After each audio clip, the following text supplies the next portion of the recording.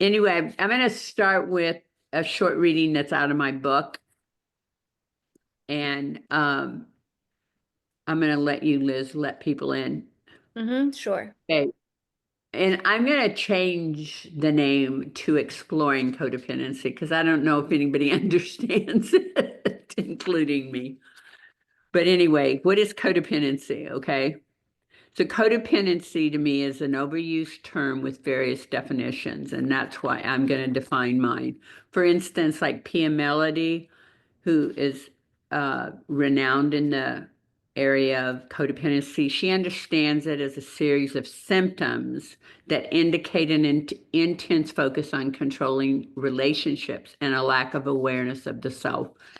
Darlene Lancer, another person I really admire, on the other hand, describes a codependent person as somebody believes if they are loved, then they are lovable, whereas Melody Beattie believes a codependent is a person who has let another person's behavior affect him or her and who is obsessed with controlling that person's behavior.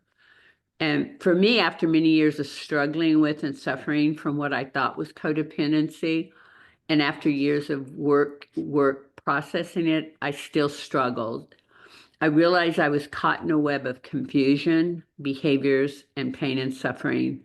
Instead of feeling better, I continued to struggle with looking to others for my validation, love, and attention.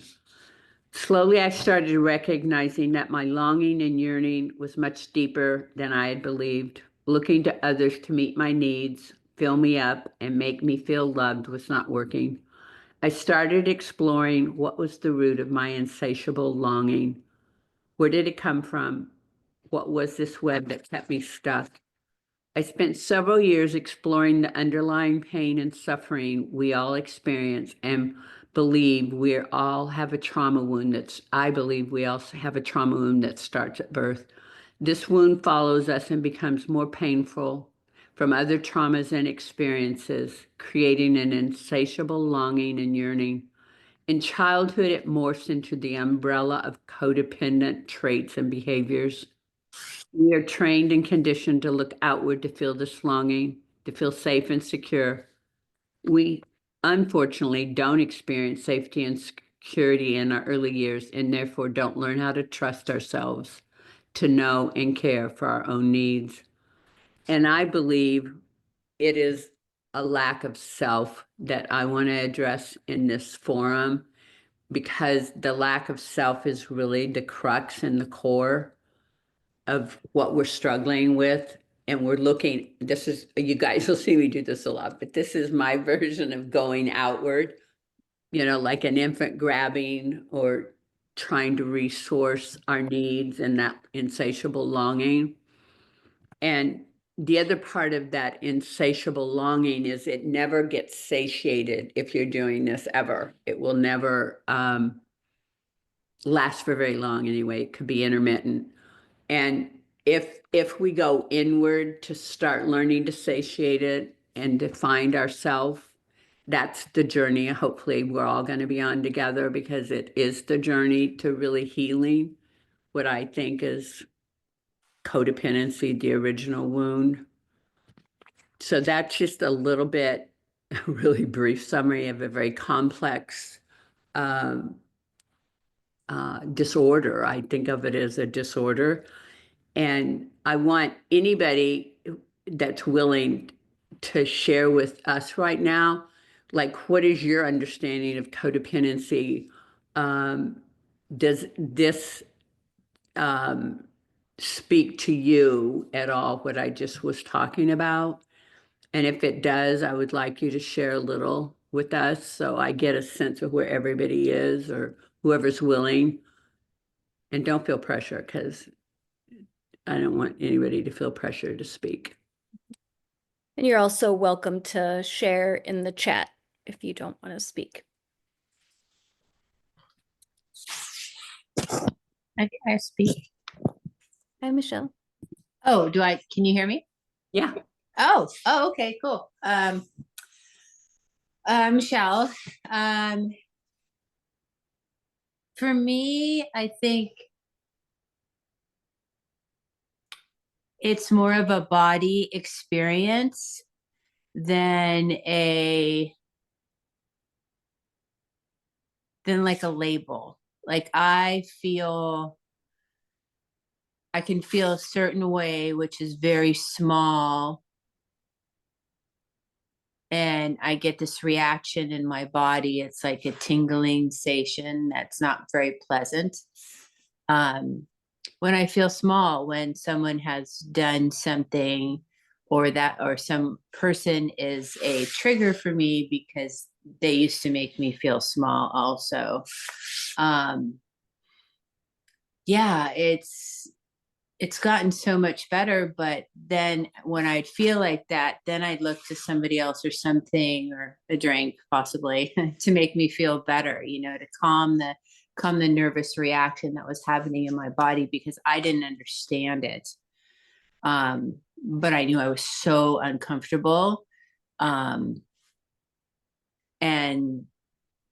it was because I was letting somebody else establish how I feel and how I saw myself. And I don't live that way anymore. So for me, that was I don't know if I answered the question or not. So. No, I appreciate you sharing. Because I do feel like everything that we experience goes through our body, and our body is the conduit. So I totally understand that. And I do want to get back to asking, each of you, if you're willing to share. Liz, did you put the list of traits in the chat? If you guys have a moment, look at the traits as well, because Yeah.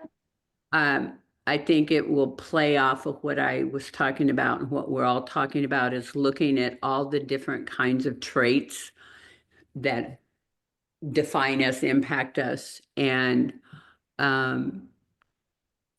actually are subliminal a lot of times. And if we don't know what those traits are, we're not going to understand the invasiveness and pervasiveness of how impactful codependency is. So if you look at those and speak to those as well, because the beginning is crucial, and some of you guys have been in part of this before and know those traits, but they're good to revisit them because we forget easily, you know. So anybody else, I just wanted to add the traits so that if you have time to look in the chat, if you didn't get it sent to you. Yes, someone commented that I'll share.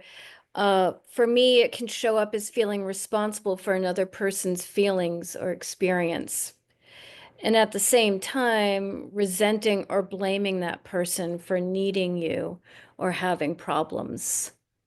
Right. And Mhm.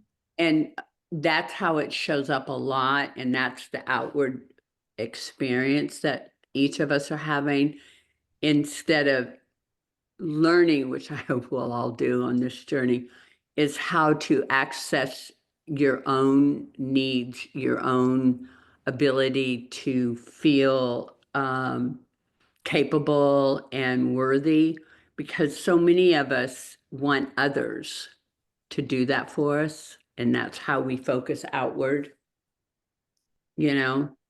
Mhm. And anybody else step in. I mean, this is a forum for all of us. Mhm. Yeah, and just to recap, the question that you're posing is like, how do you experience codependency?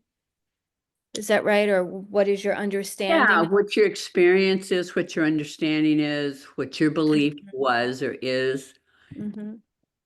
because I've synthesized it just through my lens and my years and years of experience, that it was a lack of me, it was a lack of self, which was the most important thing for me to recognize, instead of continuing to look outward for it, because it never lasted, it never worked. Mhm. I've continued. So, looking to others to validate and affirm you. So, while I've become very conscious to that, one of the things that keeps sneaking up is the self-talk that I have, and that self-talk is still, I'm still like negotiating in my head something that to solve it would take someone else. And it's like once I get caught in that loop, it takes a moment to recognize, wait, to feel better, I'm looking for this on the outside when really I just need to, of course, give it to myself. But that loop where I don't even recognize, it's not even out loud, it's just like in my head. Yeah, I love that. Thank you, Stephanie. Because I believe, even that part where justifying and rational, we're in our heads. We're in our heads like the majority of our lives. And trying to solve a problem in your head, which is codependency, is not going to work. It's like going back to what Michelle said, it's being in your body and letting it help guide you as well. And when you're in that loop, oh my goodness, obviously, most of you know my favorite word is pause. It's like trying to pause and break and interrupt that loop that's going on, and well, that's another, anybody else that's willing to talk or put it in the chat, like, how do you interrupt that loop? I use pause and try to take 3 deep breaths and then try to sort out what's really going on and what I need at that moment to break that loop, that it's a cycle. Would you describe it as like the thinking loop or Oh, I what? definitely think it's a thinking loop. Yes. Anybody else willing to share? Yeah. Go ahead. Someone shared that their experience of codependency is fears of rejection and abandonment. Right. And I like that too. And it's like codependency stems from that fear of lack of self because we were abandoned and there was um, um, a lack of nurturing and developing that sense of self-worth and value. And it's like, as I've said before to several people that know me, that we abandon ourselves because we learned it early on that we were abandoned. And so we learned that process very early on, how to abandon ourselves or to sabotage ourselves, whatever version of that. And how to pause that again is how do you go in and meet your need and not abandon yourself and the needs that you're having,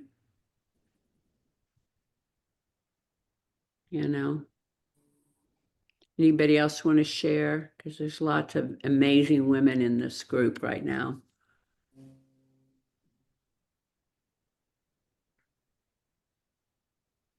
Well, I think pausing has been a major step in the right direction for me. I would also say sometimes it feels in your body, it feels like it's energetically charged. So maybe like going for a walk or doing something physical will help break that cycle and just give me enough physical relief to then calm my mind. Ooh, I love that. Thank you, Stephanie. And that's what I love about a forum like this, because there are a lot of you and you do have a lot of experience with this, even if you don't know it, like sharing, how you process, how you break the cycle, how you stop the spiraling, how you pause, because that's the cool thing about a group of amazing, interesting, courageous women to bring us together to try to help each other through this process. I don't certainly have all the answers.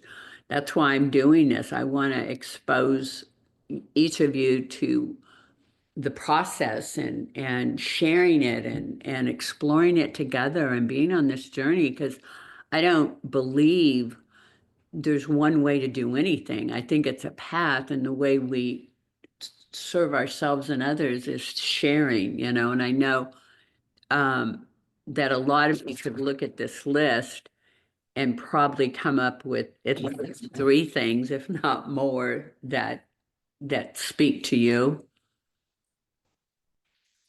If not more, which I think there are more, but I was just going to share with the thinking loop, which is so me. But the awareness of it and really like stepping out from behind it, like when I do realize it and then actually sit in the awareness of it and like understand what I'm doing. And I try to laugh at it really, because it's like such a joke, all of this crap going on in there. But just to lighten it up and be like, well, you're aware. So that's the first step. Like, let's move on and know that this isn't always truth. The traits, the difficulty communicating honestly, like about my needs, is what really spoke to me. And setting boundaries, because I feel like I'm good here, but like getting it out is still a huge struggle for me. yeah. Thank you, Stacy. Thank you for sharing. It's like we don't feel we're worth or have the value or the wherewithal to set a boundary.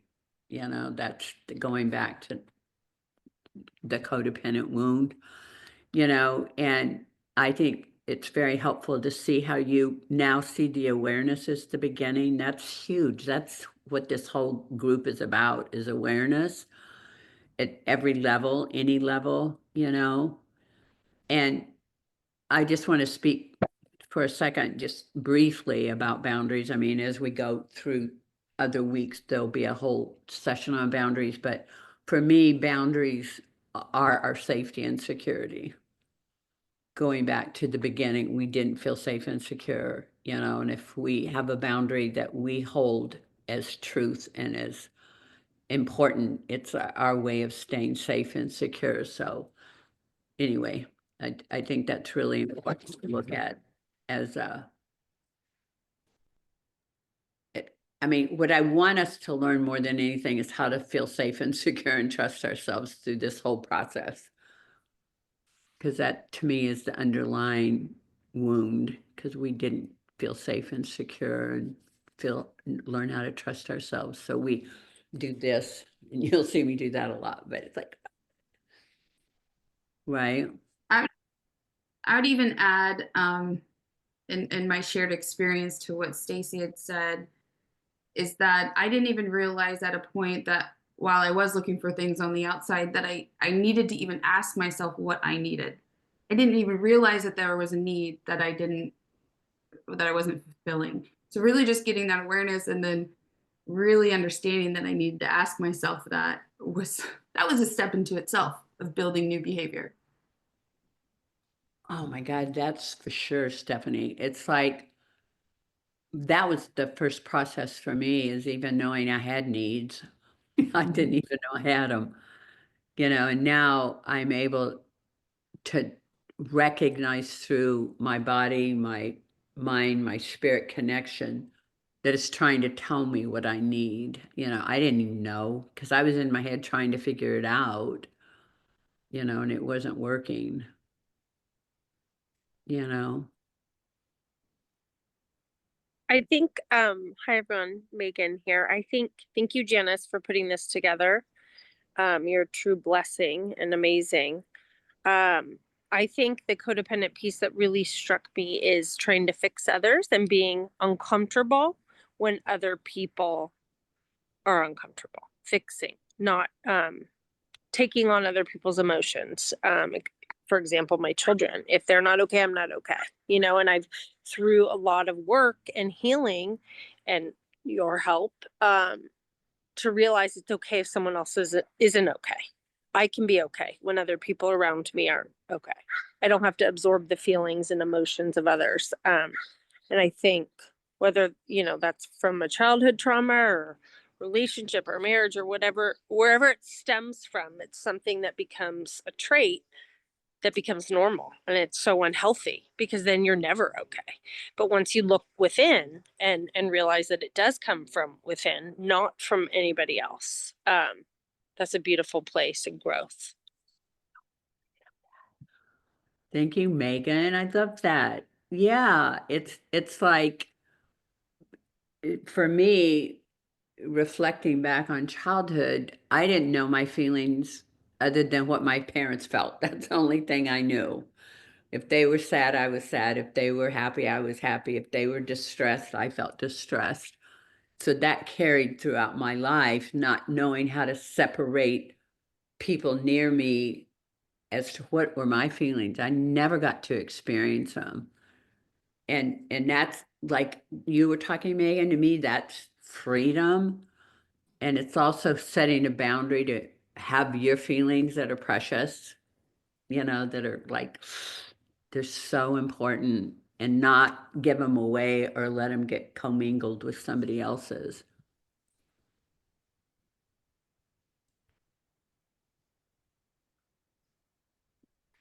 Anybody else seen anything on that list? I know they're out there. Can I comment again? Sure. Oh, goodness gracious, I just lost it. The one that stood out to me, oh, there we go, hang on. And it was, shoot, oh, our identity is what we do, not who we are.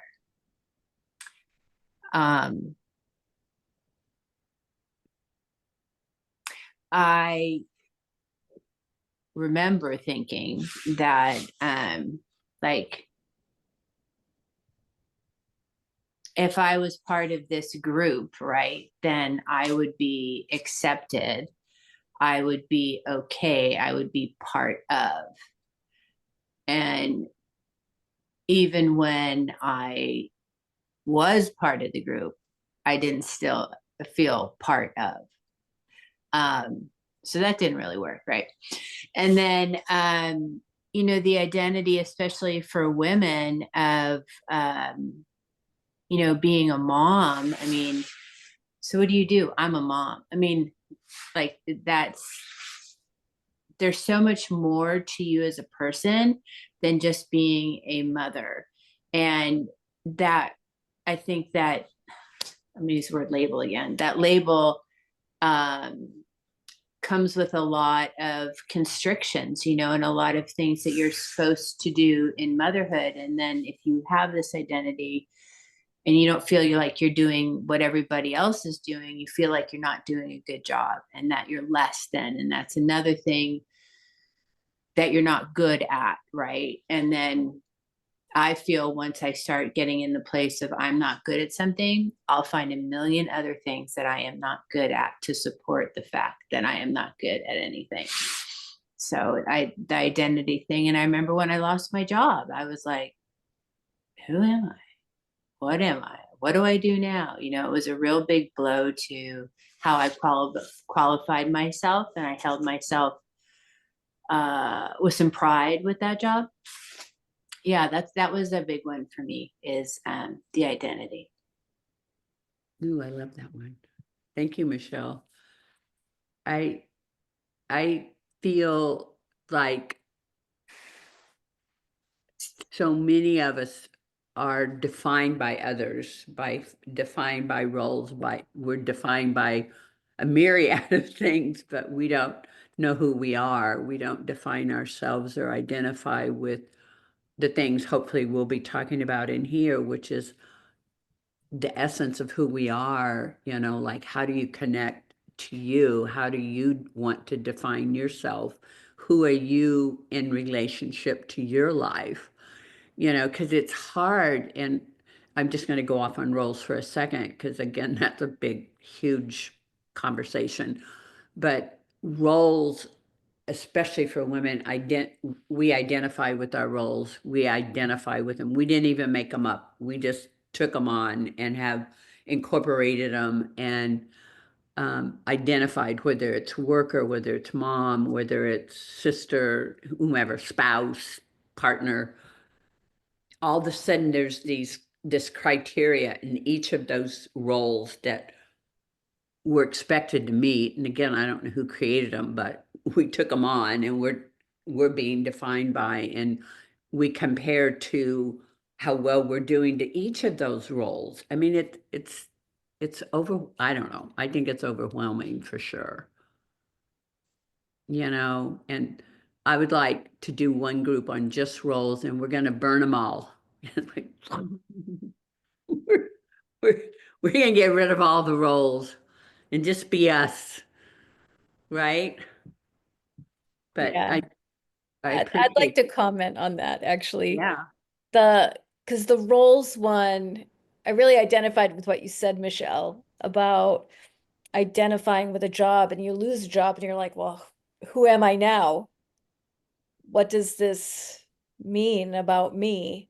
But as we're sitting here having this discussion, I'm thinking, well, roles and jobs are, created outside of us. So it's all external. So of course it's you know, part of the codependent kind of traits and behaviors, but of course it's not going to necessarily reflect like who we actually are. We're so much more. Anyway, just a comment. Does anybody else relate to roles and identifying to roles? Raise your hand if you don't want to speak. Yes, please. Because you guys, if we don't do this work together, it's not going to get done. Do you know that we cannot do it separately? That's why I do this. I can't do it separately, and I've been doing it for years. I have to be reminded. I have to be engaged. I have to be in this process because it's so just, I mean, this sheet is just a small inkling of how pervasive codependency is and how it impacts us. And who are you if you're not your roles? I'm asking a question. Who are you if you're not your roles? Hi, Janice. Oh, sorry. Oh, hello. I just wanted to share. I'm not on camera because I'm commuting, unfortunately. But I did want to share because I'm thinking about the list when I read it, when you sent it out. And it really dawned on me at the time that that list is really so all-encompassing of the behaviors that I noticed in myself and what took and drew me to discovering codependency and working on it as a practice and really trying to, rid myself of the disorder. And so when you were just saying this list is, it's so deep and there's so much there in our lives and we can continue this practice. I also was struck by the fact that I can apply most of those things to my life now and also come up with ways that I, can think of that I can continue to put myself first or meet my own needs. And so I really love this conversation, and I'm sorry that I'm not able to join on video, but I really appreciate and can relate to just about everything that everyone has said. And then just one more comment about the self. I think that's the one thing on the list that resonates the most with me and that I continue to practice as and want to practice for the rest of my life is, trying to find out who am I underneath all of this conditioning of the world. And I think for me, this is the closest that I've ever come to a practice like that really allows me to put it into these kinds of terms. So thank you so much, Janice, for bringing this to me as a concept. And, before I knew this path of codependency as a disorder, I had a very disordered perspective of my relationships. And even to the point where, I had no idea who I was. And so looking at my now 3 or 4 year journey into recovery from codependency, I'm really able to see that value is just kind of a limitless treasure trove to continue to find out who I am. And I feel like I'm, kind of just at the tip of the iceberg. And so, again, thank you for bringing this practice to me and to all of us. I think this is such a beautiful thing that you offer, and I appreciate it. Thank you, Ashley.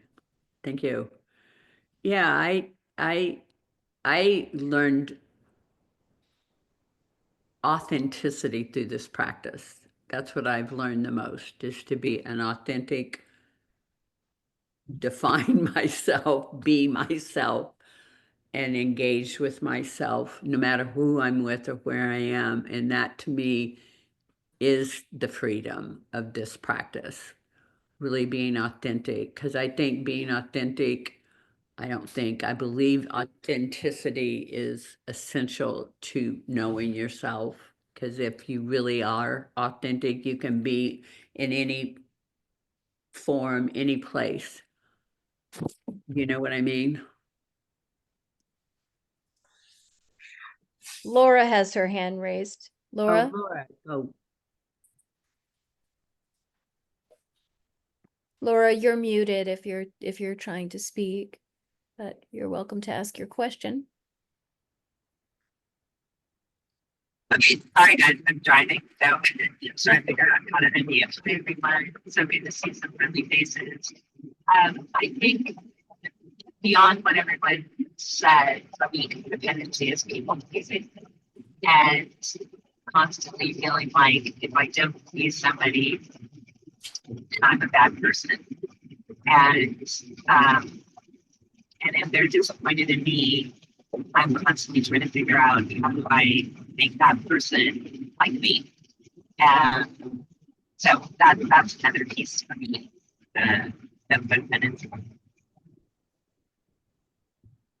yeah, I feel like because codependency is such a buzzword anymore, we don't know what it is, but we're impacted by it. And that's why I synthesized it to just that lack of self, because it comes out in so many ways, like that whole sheet. And going back, and I'm really curious about each of you, if you're willing to speak to it. Who are you without the roles? I'm just curious, like, what comes up for you? If all the roles were gone, who are you? You wouldn't be codependent. I just put in the chat, I think, like, I couldn't identify with any roles for a really long time because I think my sense of self was just that buried, and so it was kind of like a void. So I think I'm just discovering who I am, at all, let alone in the context of my, roles. Because I think, yeah, it was just so impossible for me to even like identify as a sister or wife or any of those roles, which I think is really interesting. And especially since, if you grow up like many of us did without any, like, some of these things on the list of codependency are what I thought a good, healthy relationship was. So it's really interesting to just, like, it just feels like a clean slate from like understanding what a healthy relationship is, and also a clean slate from a like identity and roles standpoint too. Oh, I love that, Phoebe. So you were role-less. Wow, interesting. That was a whole different dynamic. I love that. And now you're a clean slate, and you don't have to be a role. You can just be you.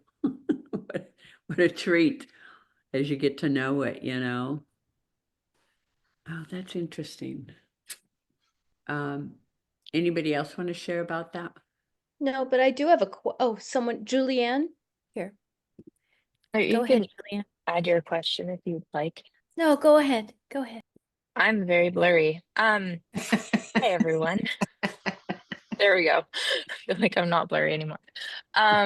Hi, everyone. Thank you all for sharing. Um, and thank you, Janice, for putting this on. I definitely feel uh, like I can identify with a lot of what everyone is saying. When I read this list of things, I'm like, I am everything. Um, but and I guess for me, sorry if the birds are too loud, I can go back inside. But ignoring red flags and I just wanted to make a point of like rationalizing and justifying. Um, that has been something like rationalizing and justifying other people's behaviors, and especially in relationships, and like justifying that, oh, it's like that I'm going to be able to fix them, or they're going to be fixed, and we're going to grow together. And that's never turned out to actually work out. Um, and yeah, that's like people pleasing, but and I think also with that rationalizing and justifying also is another way that I haven't set boundaries for myself. Um, they seem kind of tied up together. But anywho, with that said, I had a couple points that I wanted to add over the course of this meeting, but I was eating, so I'm just gonna keep going with these. Um, what I do to stop myself now is like, and Michelle, I think you mentioned this earlier about like feeling my body. Like it has been just such a revolution for my soul to actually not think my feelings anymore and to feel like the discomfort, feel the burning in the shoulders or the weight in my shoulders of like something that I don't want to do, and actually honoring that for myself, because my pattern is to people please and to say yes and to do it and to put myself last. So um, I'm going to end there. Thanks for listening. Thank you for sharing. It's so amazing. Again, the awareness in this group alone that we're so present a lot more than we think we are. We're aware, even to be able to have this conversation, there's an awareness, and anyway, I appreciate everybody's share. I appreciate this community coming together and being on this journey to help each other because it is complex. There's nothing about this that's simple. It's true. Cindy, you have a question? Yeah, thank you. Hi, everyone. My name is Cindy. I don't have a question, but it just took me a while to kind of formulate my thoughts from the original question that you had, Jan. And yeah, how I guess I experience codependency. Well, I mean, first of all, like I'm sure many of us, after trauma happened earlier in life, I completely lost any connection that I had with that inner child, that self, all those things. And throughout the decades, that I kept hidden away, all those buried, someone used the word, which is great, those experiences, the memories of those experiences. And so for decades, I realize now that I was so disconnected from everything, basically. Anything that would be like internal self, anything that would be like inner spirit, anything. I didn't even have a concept of any of that because, in addition, I sort of renounced any kind of like faith or spiritualness or anything like that. And I was very agnostic, leaning toward atheist. And so those notions of all of that was just very fluff for me. And that combined with being so disconnected from everything and was just a very, very, very empty experience, I guess, of life. And so the trait that I recognized many, but the one in particular was eventually I had a long-term partnership with someone, and what was it? It was the attaching to a partner to fill my emptiness and longing. It turns out that unfortunately he wasn't a very kind partner, but boy, did I do everything I possibly could to do what, to prove to him that I was, worthy. And that made me get even more disconnected from anything that could have ever even been a self connection. And I can tell you all that I went to BCAM in December, the retreat, I think is what you call it. And I had such a huge awakening when I was there, and it was the first time I was ever able to even have a concept that I was open to about my inner spirit and awareness. I think internal family systems helped me with that, getting into that.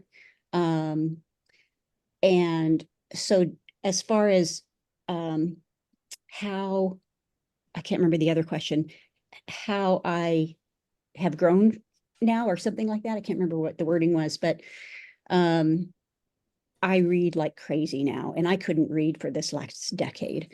And I have awareness was another word that you all used. And I just have that connection with that, a growing connection with my inner spirit. I have learned to allow my feelings to pass through me and watch them and know that that's what I have to do to be able to move forward in that way, rather than denying or whatever. I have learned how to, in the process of learning how to kind of align with that inner source in everything I do with my thoughts. I know that it will delay and prevent my growth if I stay in that, what I've learned is sort of low energy thinking. And so I catch myself in the moment when I can. And I say, something along the lines of, I want to feel good, or, whatever it is, I'm able to get myself back into some level of thinking that's more in line with what my goals are. So I guess being present, and is how I try to help myself. Thank you all for listening. Thank you. Thank you, Cindy. That's beautiful. The journey that you've been on and the processes that you've gained and learned. And as far as I feel like the original wound is abandoning our spirit, because it's there, but we just have like separated from it. Not that it's gone, but I'm glad that catching the connection to that, to your spirit, because I think we're spiritually deprived, and that's the distress and the suffering, and if you can connect to that, that's the the codependency has no place in the heart and the spirit. It doesn't, because it's more of a thought process and a learned process. And I appreciate, that you're starting to make the connections so that you can do the healing and the work that you're doing. I'm really proud of you. Thank you.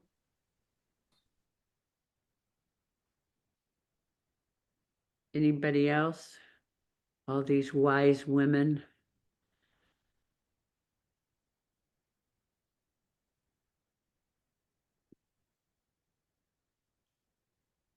So does anybody struggle with people pleasing? Yes. Okay, I have another one that I just am asking, you guys see if it, but do you have an issue with putting yourself first, or do you feel selfish if you put yourself first and foremost?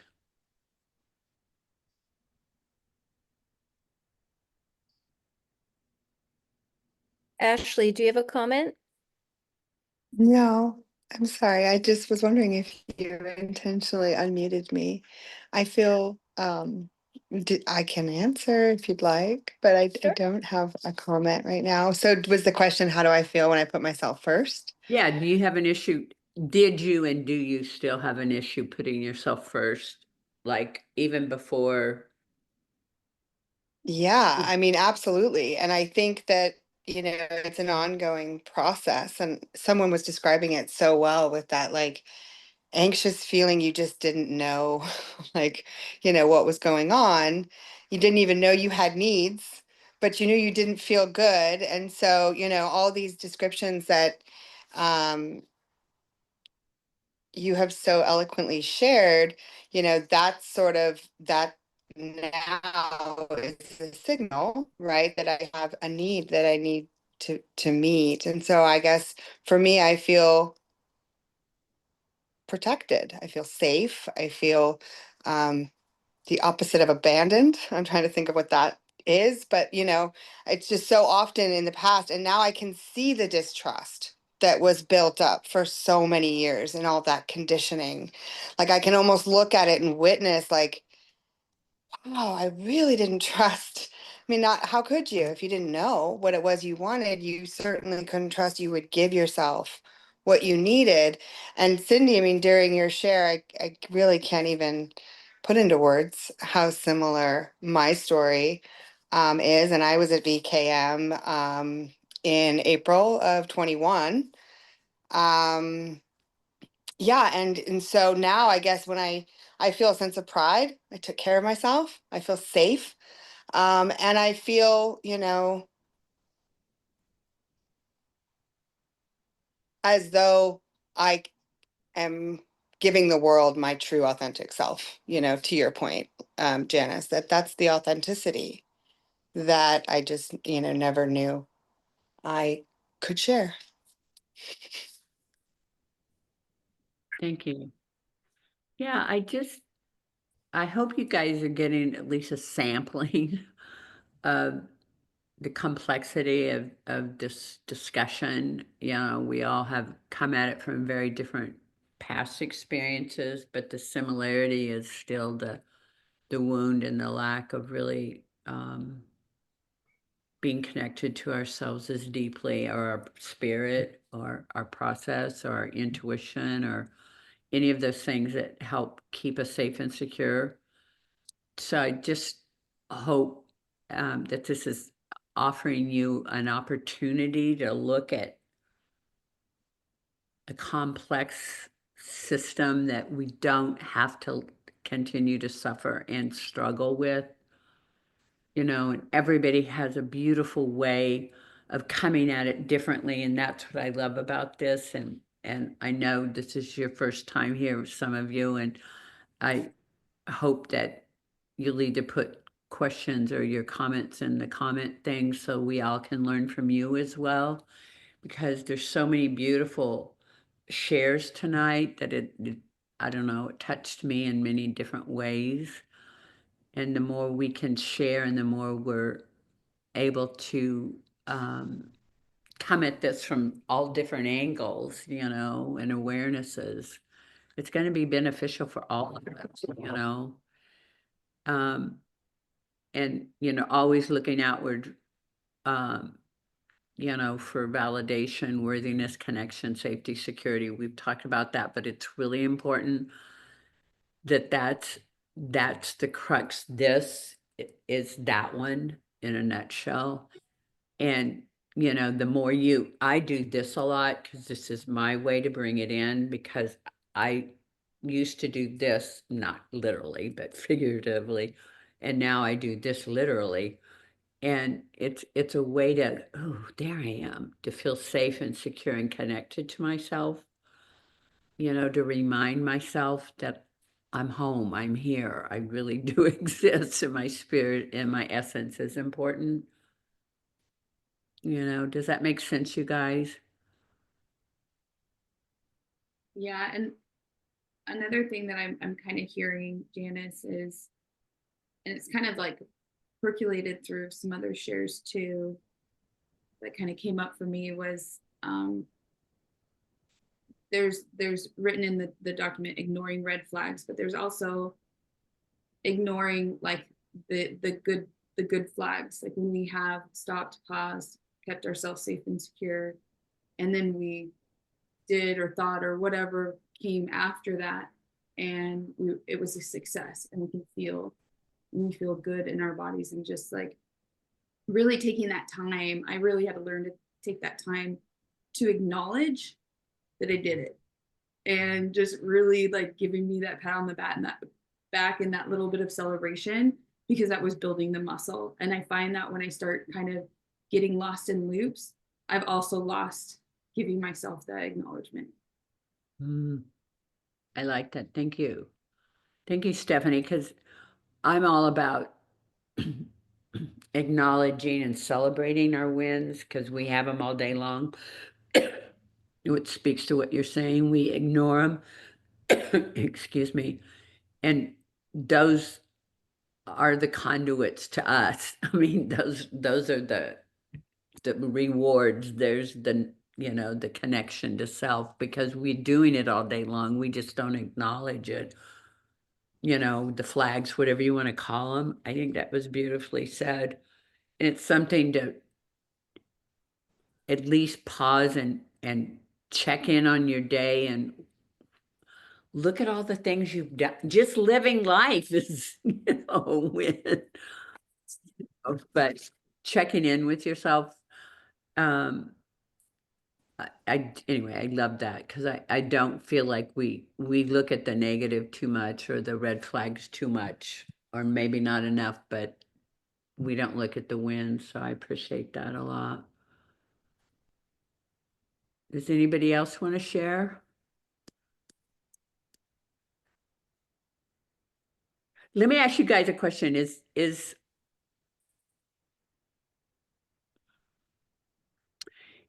this forum, this Zoom meeting, helpful to be able to see it? For me, it is, but just for you guys, is it overwhelming to see so many faces and people and stuff? Or is it helpful to see there's so much wonderful support in women here tonight? I'm just asking. I'm not having trouble with feeling overwhelmed by what I'm looking at visually, because I mainly have you up in the big screen. And then there's just a few people who have their pictures on the top. And so I actually don't even get a sense of, you know, there being like some overwhelmingness to that. Okay. So, and I'm completely loving and enjoying the sharing and the supportiveness. And so I think it's wonderful. Okay, thank you.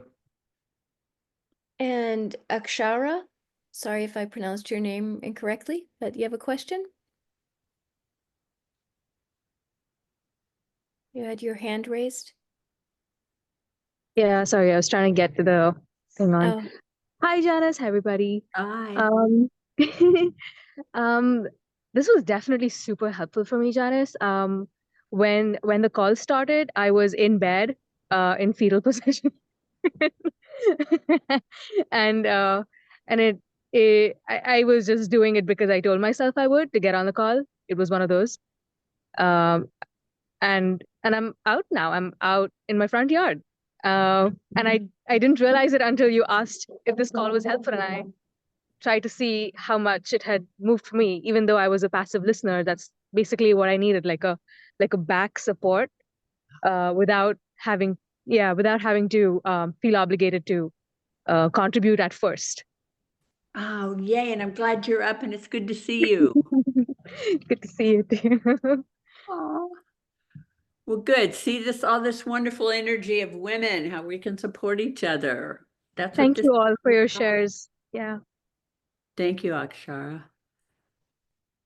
And we Yeah. did have a comment, Janice, from someone who said, I'm thinking about how amazing it is that we are all willing to be on this healing spiritual journey, because it is alternatively really easy to stay in the known, even if it is toxic. Oh, that's the truth.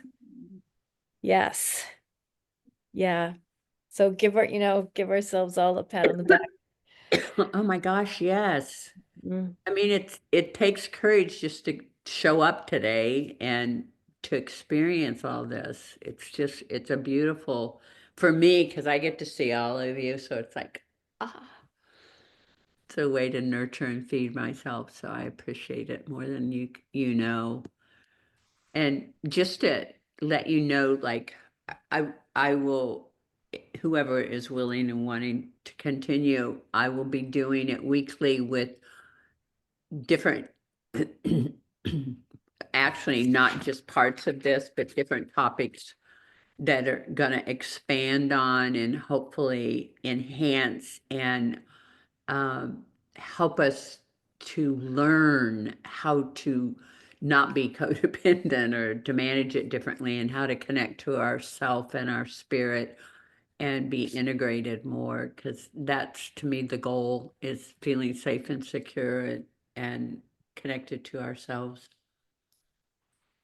Anybody have anything else they want to share? I do. Oh, nice.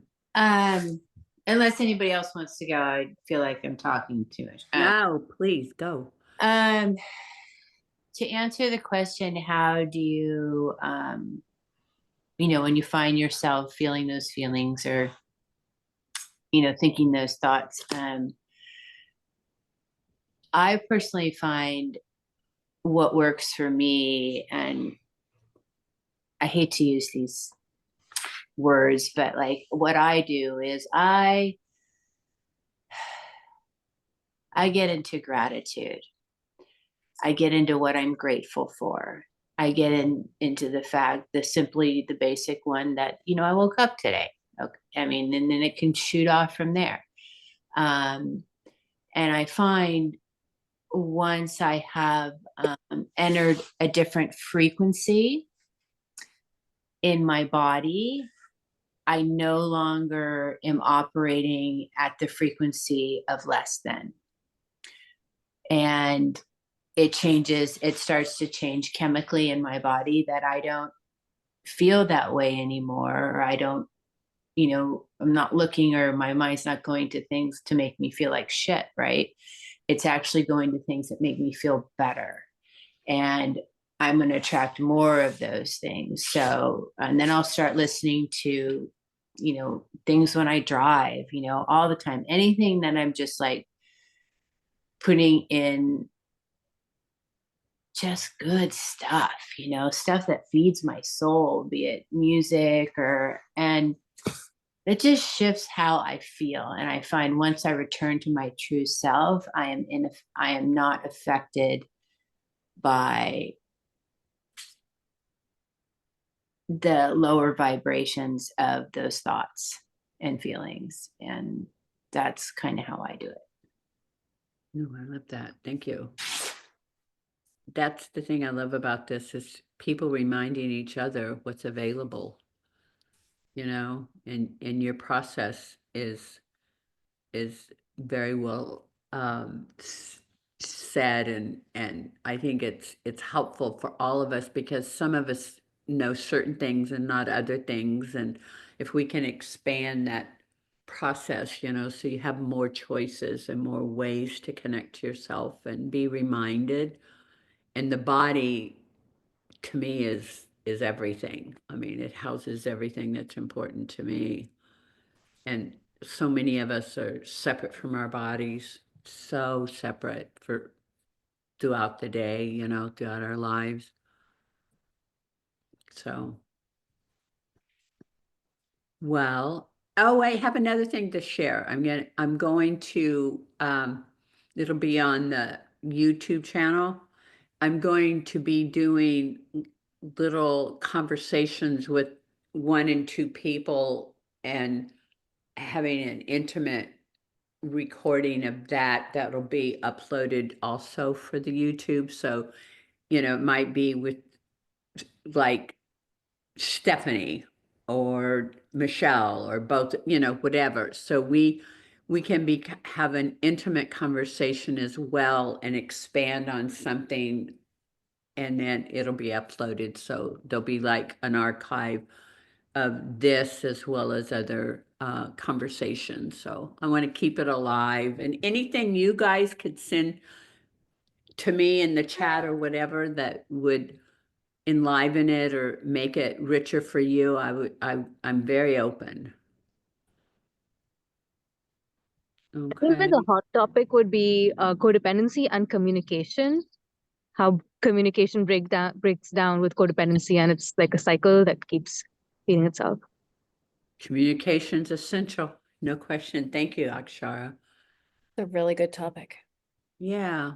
Mhm. So just, you know, you have access, I think most of you, well, you can do it through the channel, the YouTube channel, or just text me or whatever. All right, you guys, I appreciate you. Thank you guys for joining. Oh, Thank you, Janice. Janice. all right. Thank you. Thanks. Bye. Bye. Bye. Thank you, Janice. you. Bye. Bye.